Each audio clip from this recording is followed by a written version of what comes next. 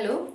Now the next topic is heterogeneous catalysis. Now heterogeneous catalysis क्या है बेटा? हमने लास्ट वीडियो में कंप्लीट किया होमोजीनियस कैटेलिसिस, जिसमें रिएक्टेंट, प्रोडक्ट और कैटलिस्ट की जो फेज है वो सेम है, स्टेट सेम है। तो हेटेरोजेनियस कैटेलिस्ट के अंदर state of reactant, product and catalyst are not same. ठीक है, ये जो प्रोसेस है जिसमें कैटलिस्ट रिएक्शन की स्पीड को इंक्रीज कर रहा है, इसमें जो रिएक्टेंट, प्रोडक्ट और कैटलिस्ट है उनकी स्टेट सेम नहीं मिलेगी आपको। हो सकता है रिएक्टेंट प्रोडक्ट की सेम मिल जाए, आपको कैटलिस्ट की डिफर मिल जाए, कैटलिस्ट प्रोडक्ट की सेम मिल सकती है, रिएक्टेंट की डिफर कर जाएगी। ठीक है, तो इसके अंदर सबसे पहले पढ़ेंगे इसके एग्जांपल। हेट्रो के आपको काफी देखने को मिल जाएंगे, ज्यादातर जो रिएक्शन आपने 10th में 11th में पढ़ी है वो हेट्रोजीनियस कैटालिसिस की ही रिएक्शन है। तो पहले इसके एग्जांपल, उसके बाद इसकी थ्योरी पढ़ेंगे, that how it works. CBSE बहुत बार डायरेक्ट एग्जांपल पूछ लेती है आपसे कि दो हेट्रो के और दो होमोजीनियस कैटालिसिस के जो एग्जांपल दीजिए, थ्योरी क्या है, how heterogeneous catalysis work, how homogeneous catalysis work. तो चलिए स्टार्ट करते हैं विद एग्जांपल नंबर 1।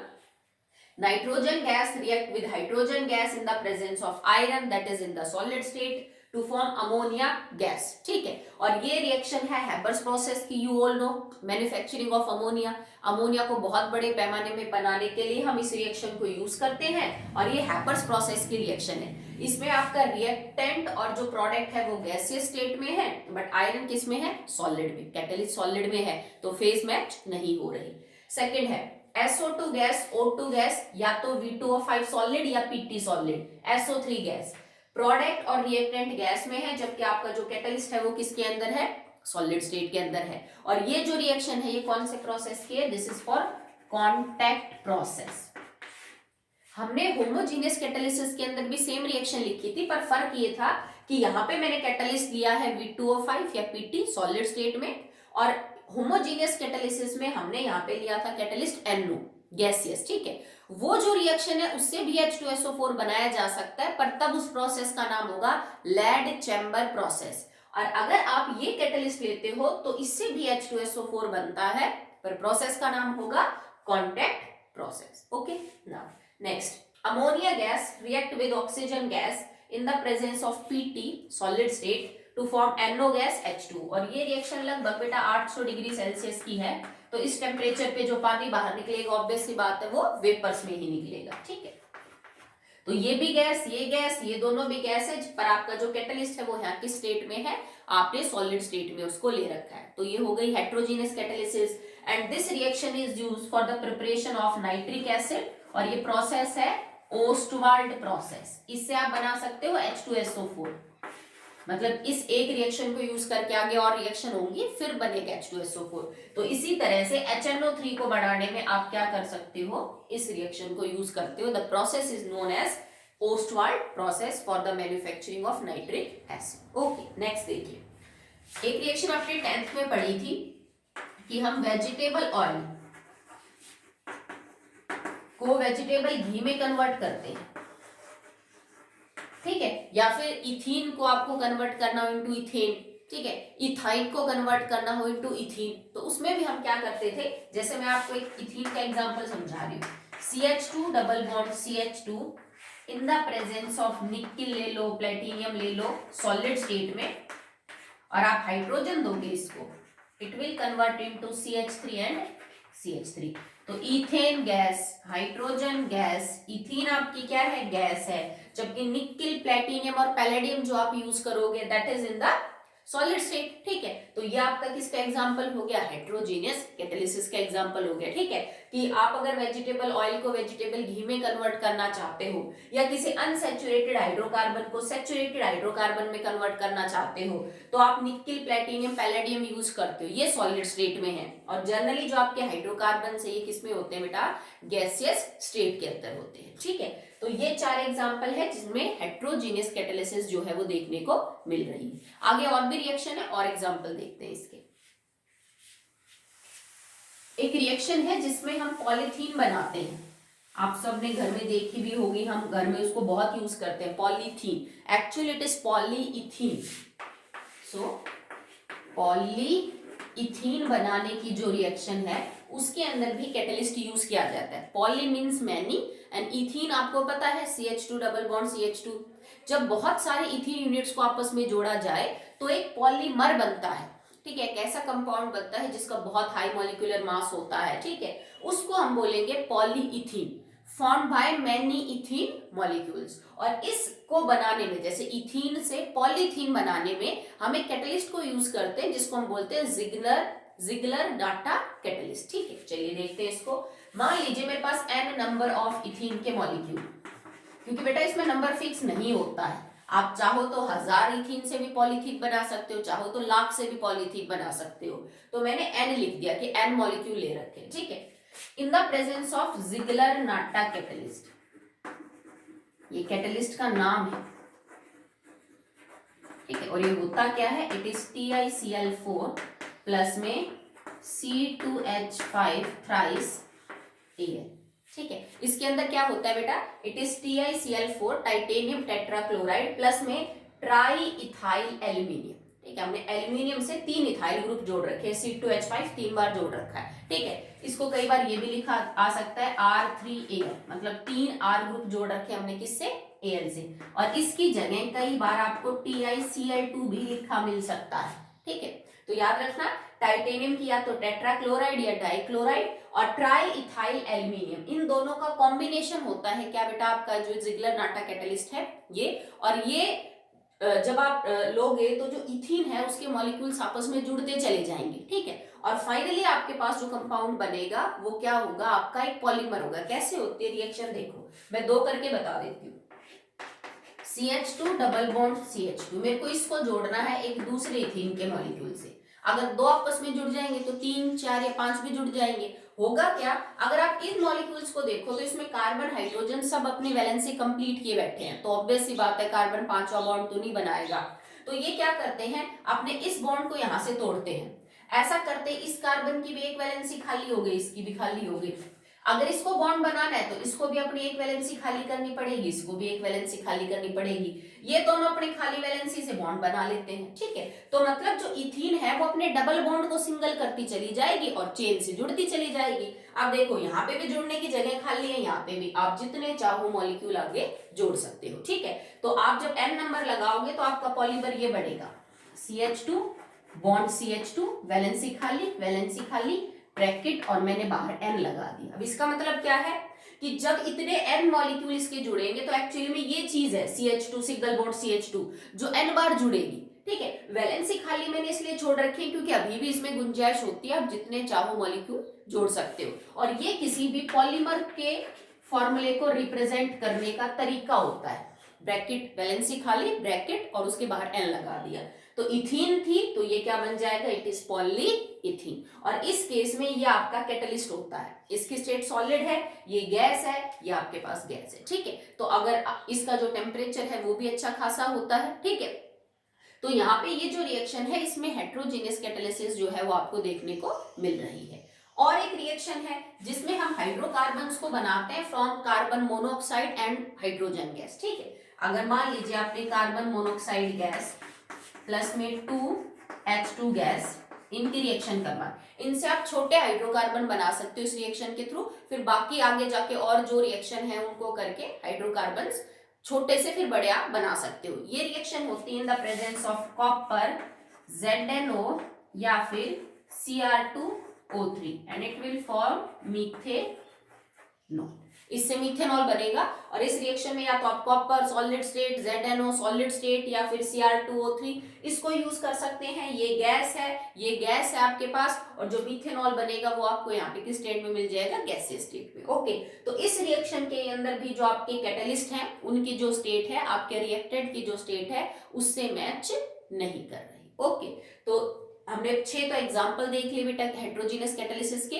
अब आगे देखते हैं, एक एग्जॉस्ट जो पाइप्स होते हैं ऑटोमोबाइल्स के, वहां पे भी एक सिस्टम है जो काम करता है, उनको हम बोलते हैं कैटालिटिक कन्वर्टर्स,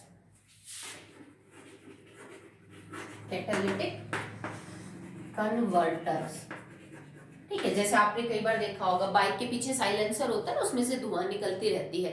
तो जब हमारा जो पेट्रोल डीजल या जो फ्यूल है वो जलता है जिस भी व्हीकल्स के अंदर, तो फाइनली जो वो आपको काले कलर की धुआं नजर आती है पाइप से बाहर निकलती हुई, उसको हम जितना कम हो सके उतना कम पॉल्यूटेड गैसेस की फॉर्म में बाहर निकालते हैं। बड़ी बड़ी फैक्ट्रियां भी बेटा ऐसे ही करती हैं कि अगर वो कोई भी चीज बना रही है, उनसे कोई धुआं निकल रहा है, तो वो कोशिश करती हैं कि उस धुआं में जो हार्मफुल गैसेस हैं, जो पॉल्यूटेंट्स हैं, वो कम से कम होने चाहिए। तो हमारी गाड़ी का जो एग्जॉस्ट पाइप होता है उसके अंदर कैटालिटिक कन्वर्टर्स लगे रहते हैं। कैटालिटिक कन्वर्टर्स का क्या काम होता है? कैटालिटिक कन्वर्टर्स के अंदर ट्रांजिशन मेटल्स होते हैं, ट्रांजिशन मेटल्स या फिर उनके ऑक्साइड्स। ओके, और इनका काम क्या होता है? जो ज्यादा हार्मफुल गैसेस होती है उनका ऑक्सीडेशन करना। ठीक है, जैसे मान लीजिए कि आपका जो एग्जॉस्ट पाइप है वो कुछ ऐसा है, इसके अंदर मैंने कोई ट्रांजिशन मेटल डाल दिया और यहां से जब आपके डीजल का जो है वो पेट्रोल का कंबस्शन हुआ तो हार्मफुल गैस बाहर निकली, CO। अब carbon monoxide is pollutant and it is harmful also. Gas बाहर निकली, दैट इज NO। ये भी आपके लिए नुकसान जो है वो करती है, कार्बन मोनोऑक्साइड भी। तो ट्रांजिशन मेटल यहाँ पे क्या करेगा? ये इसकी जो ऑक्साइड आपने ले रखे हुए क्या करेगा? इन कंपाउंड्स का ऑक्सीडेशन कर देगा और CO को तो कन्वर्ट कर देता है इनटू CO2 और NO को कन्वर्ट कर देगा इनटू NO2। तो इस नाते आप एक कम हार्मफुल गैस को बाहर निकालते हो from exhaust pipe as compare to अगर आप ये चीज यूज ना करते तो कार्बन मोनोऑक्साइड और नाइट्रिक ऑक्साइड जो है वो एनवायरमेंट के अंदर रिलीज होती और फिर उसका ज्यादा नुकसान होता। कार्बन डाइऑक्साइड इतना ऐसा पॉल्यूटेंट नहीं, आप इसकी कंसेंट्रेशन अच्छी से बर्दाश्त कर सकते हो, पर ये तो बहुत ही ज्यादा नुकसान करती है। आपको पता है कि डेथ भी हो जाती है इसको तो अगर आप थोड़ी अमाउंट में भी इनहेल कर लो तो। ठीक है, तो यहाँ पे भी ऐसा ही सिस्टम काम होता है। ये जो कैटलिस्ट हमने ले रखे हैं ये भी इन गैसेस को इन गैसेस के अंदर कन्वर्ट कर देते हैं ताकि थोड़ा ही जो पॉल्यूशन है उसको कम किया जा सके। पॉल्यूशन तो होगा बेटा जब जैसे गैसेस बाहर निकलेंगी, नाइट्रोजन सल्फर की जो ऑक्साइड्स है, बट एक ज्यादा हार्मफुल गैस को लेस हार्मफुल गैस के अंदर कन्वर्ट करने के लिए हम एग्जॉस्ट पाइप में बीच में कैटालिटिक कन्वर्टर्स यूज करते हैं। कन्वर्टर का काम मतलब जो बदल रहा हो, और कैटालिटिक मतलब यहाँ पे एक कैटलिस्ट का काम कर रहे हैं। ये कैटलिस्ट के तौर पे इसको ऑक्सीडाइज करके क्या कर रहे हैं? लेस हार्मफुल गैसेस में कन्वर्ट कर रहे हैं। ओके, चलिए now the theory behind this.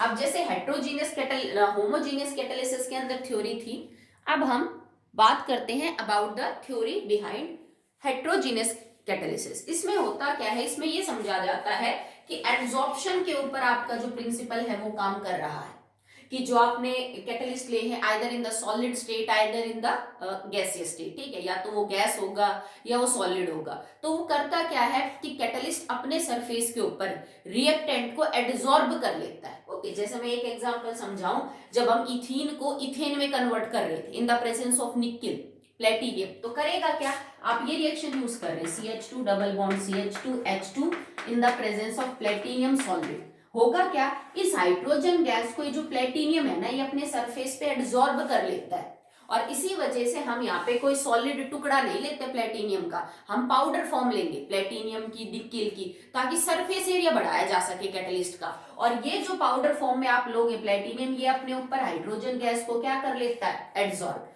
और जब धीरे धीरे वो हाइड्रोजन गैस को एब्जॉर्ब करेगा तो हाइड्रोजन गैस की कंसंट्रेशन उस प्लेटिनियम सरफेस के ऊपर बहुत ज्यादा हो जाए, ठीक है। उसके बाद जो है वो रिएक्शन स्टार्ट होती है और फाइनली आपका जो प्रोडक्ट है वो बन जाता है। तो एक थ्योरी तो ये कहती है कि कैटलिस्ट अपने सरफेस पे रिएक्टेंट्स को एब्जॉर्ब करता है और फिर वहां पे रिएक्शन स्टार्ट होती है और प्रोडक्ट बनता है, ठीक है। पर इसके पीछे रीजन क्या है कि भाई अगर प्रोडक्ट बन गया तो फिर वो दूर क्या होगा? एक कंडीशन है जो काम करेगी। मान लो A प्लस B और इसमें कैटलिस्ट है मेरा सॉलिड स्टेट में और D बन रहा है, तो C में ये कैपेसिटी में C A को भी अपने ऊपर एब्जॉर्ब करवा रहा है, मान लीजिए B को भी अपने ऊपर एब्जॉर्ब करवा रहा है। A और B यहाँ एब्जॉर्ब होने के बाद आपस में रिएक्शन कर रहे हैं, रिएक्शन करके वो प्रोडक्ट बना रहे हैं। तो एक नेसेसरी कंडीशन ये है कि इसमें जो प्रोडक्ट है ना उसकी एब्जॉर्बिंग पावर कम है इस कैटलिस्ट के ऊपर, ठीक है। मतलब जितने अच्छे से A और B को या B को या सिर्फ A को आपका कैटलिस्ट अपने सरफेस पे एब्जॉर्ब कर सकता है, उतनी अच्छी तरह वो D को एब्जॉर्ब नहीं कर सकता। ठीक है, समझ रहे हो, मतलब एड्सॉर्बेट और एड्सॉर्बेंट के बीच में जो फोर्स है यहाँ ज्यादा अच्छी है, यहाँ अच्छी नहीं होगी। तो जैसे ही कैटलिस्ट के ऊपर रिएक्टेंट एड्सॉर्ब होगा, उनकी कंसंट्रेशन बढ़ेगी, वो रिएक्शन करेंगे, प्रोडक्ट बन जाएगा। तो प्रोडक्ट की इतनी ताकत नहीं है कि वो कैटलिस्ट के साथ अच्छे से एड्सॉर्ब हो सके। तो पावर अच्छी दी है तो धीरे धीरे जो प्रोडक्ट है वो वहां से क्या हो जाएगा बेटा, हटना शुरू हो जाएगा, और फाइनली आपका प्रोडक्ट आपको मिल जाएगा। ओके, मतलब पहले कैटलिस्ट के ऊपर रिएक्टेंट एब्जॉर्ब हुए, उन्होंने रिएक्शन करी, प्रोडक्ट बना। प्रोडक्ट की टेंडेंसी नहीं थी कि वो एड्सॉर्बेंट के ऊपर अच्छे से एड्सॉर्ब हो सके, तो प्रोडक्ट ने वो जगह छोड़ दी और आपका जो कंपाउंड है वो बन गया। तो मतलब ये कंडीशन लागू होती है, तो आप इसको समझा सकते हो। अगर प्रोडक्ट में भी टेंडेंसी है एड्सॉर्बेंट के ऊपर चिपकने की, रिएक्टेंट की भी है, तो फिर सब मिक्सअप हो जाएगा, वही रिएक्टेंट वही प्रोडक्ट। ठीक है, तो प्रोडक्ट बाहर चला जाता है सरफेस को छोड़ के। ओके, कुछ लोग ये भी मानते हैं कि जैसे हमने लास्ट में होमोजीनियस कैटालिसिस में समझाया इंटरमीडिएट कंपाउंड फॉर्मेशन थ्योरी, वैसा भी देखने को मिल सकता है कि आपका जो कैटलिस्ट है वो वन ऑफ द रिएक्टेंट के साथ कोई रिएक्शन करके एक इंटरमीडिएट बनाए और इंटरमीडिएट फाइनली डिकम्पोज हो जाए इनटू द प्रोडक्ट। ठीक है, तो ऐसा भी हो सकता है और ऐसा भी हो सकता है, दोनों थ्योरी काम करती हैं। एड्सॉर्प्शन के प्रिंसिपल पे भी आप समझा सकते हो कि हेट्रोजीनियस कैटालिसिस होती है, या फिर इंटरमीडिएट कंपाउंड फॉर्मेशन थ्योरी से भी हेट्रोजीनियस कैटालिसिस को समझाया जा सकता है। नेक्स्ट है बेटा, now for this another explanation is modern adsorption theory. मतलब अभी हम बात कर रहे थे कि आप एड्सॉर्प्शन से समझा दीजिए या फिर इंटरमीडिएट थ्योरी ले लीजिए। इन दोनों थ्योरीज का कॉम्बिनेशन है जो हेट्रोजीनियस कैटालिसिस को समझाती है, मॉडर्न एड्सॉर्प्शन थ्योरी। ये दोनों बात को कहती है कि भाई इंटरमीडिएट भी बनता है और एड्सॉर्प्शन भी होता है। ये क्या कहती है कि जो आपका कैटलिस्ट का सरफेस है, catalyst surface possesses free valencies। अब फ्री वैलेंसीज का क्या मतलब है, आपने पढ़ा था जैसे शुरू में एड्सॉर्प्शन में कि सरफेस टेंशन रहती है, इनवर्ड पुल महसूस होती है, तो कुछ जगह होती है खाली जो एक कैटलिस्ट के सरफेस के ऊपर है, और वो चाहता है कि कोई मॉलिक्यूल वहां पे आके चिपक जाए ताकि उसकी जो टेंशन है वो कम हो जाए। तो हर सरफेस के ऊपर फ्री वैलेंसी होती है, कैटलिस्ट के सरफेस पे फ्री वैलेंसीज अवेलेबल है। मान लीजिए कि फ्री वैलेंसीज ये है, किसी भी कैटलिस्ट के केस में ये फ्री वैलेंसीज है। ठीक है, मैंने इनको दिखा दिया ऐसे। ये बॉन्ड खाली का मतलब है कि कैटलिस्ट के पास अभी वैलेंसी खाली पड़ी है, यहाँ पे आके कोई भी चीज जुड़ सकती है। आपके रिएक्टेंट आए, मान लीजिए आपके पास रिएक्टेंट आया P प्लस Q, दो रिएक्टेंट, ठीक है, आपको इनसे प्रोडक्ट बनाना है। शुरुआत में क्या होता है कि P और Q, क्योंकि फ्री वैलेंसीज अवेलेबल है कैटलिस्ट के पास, तो वो कमजोर बॉन्ड बनाने स्टार्ट कर देते हैं, लूज बॉन्ड होते हैं, इतने स्ट्रॉन्ग नहीं होते कोवलेंट बॉन्ड की तरह, और इनमें धीरे धीरे बॉन्ड फॉर्मेशन स्टार्ट हो जाएगी। मतलब एक फोर्स ऑफ अट्रैक्शन है बेटा, क्योंकि एड्सॉर्बेट और एड्सॉर्बेंट में भी तो फोर्स ऑफ अट्रैक्शन होगा ना, तो वो उसके नाते P और Q को अपने पास क्या करता है, थोड़ा होल्ड करके रखता है। अगले स्टेप में क्या हो जाएगा कि ये जो P और Q आपने ले रखे हैं, जो अभी एक्चुअली में कैटलिस्ट के साथ तो जो है वो कमजोर बॉन्ड बना रहे हैं, ठीक है, अब धीरे धीरे इनमें भी बॉन्ड बनना स्टार्ट हो जाता है। भाई इन दोनों को एक साथ, पहले P और Q अलग अलग थे, दोनों जाके एड्सॉर्ब हो गए कैटलिस्ट के पास थोड़े कमजोर बॉन्ड के थ्रू, और अब P और Q एक साथ कांटेक्ट में है, तो P और Q के बीच में भी अब बॉन्ड बनना क्या हो जाएगा, स्टार्ट हो जाएगा। फाइनली सिचुएशन क्या होगी कि P और Q के बीच में बॉन्ड आपका क्या बन जाएगा, स्ट्रॉन्ग बन जाएगा। अब P Q के बीच में बॉन्ड बन गया तो इसका मतलब आपका प्रोडक्ट बन गया। ठीक है भाई, P प्लस Q थे, अब इनमें बॉन्ड बना, P Q आपका प्रोडक्ट बन गया। अब ये जो प्रोडक्ट है ना, इसके अंदर टेंडेंसी है नहीं कि ये एड्सॉर्बेंट के ऊपर अच्छे से एड्सॉर्ब हो सके, तो ये धीरे धीरे क्या करेगा, अब इस सरफेस को छोड़ के चला जाएगा, और आपका P Q जो है वो आपका क्या हो गया, प्रोडक्ट। ठीक है, तो ये थ्योरी है मॉडर्न एड्सॉर्प्शन थ्योरी। शुरू में P और Q आएंगे, एड्सॉर्ब होंगे कैटलिस्ट के ऊपर, they will form loose bond, force of attraction है बिटवीन एड्सॉर्बेट एंड एड्सॉर्बेंट, तो ये एड्सॉर्प्शन का कॉन्सेप्ट यूज कर लिया इसने।